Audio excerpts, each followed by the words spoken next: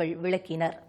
விவசாயம், கால்நடை வளர்ப்புகளில் ஓய்வின்றி ஈடுபட்டிருக்கும் கிராம மக்கள் ஆடி, பங்குனி மாதங்களை வழிபாட்டிற்குரியதாக அமைத்துக் கொள்கின்றனர்.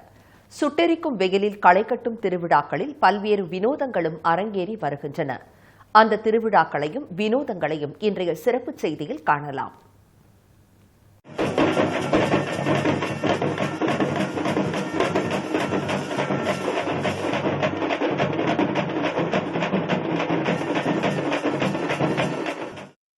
சில திருவிழாக்கள் பக்தியையும் பரவசத்தையும் கடந்து உற்சாகத்தையும் பரபரப்பையும் தரும்.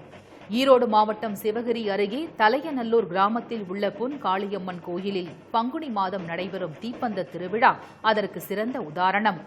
அம்மன் தேரின் அலங்காரமாக அங்கம் வகிக்கும் வண்ண மலர்களை விட கவனம் ஈர்க்கின்றன 1000 தாண்டும் தீப்பந்த அணிவகுப்பு.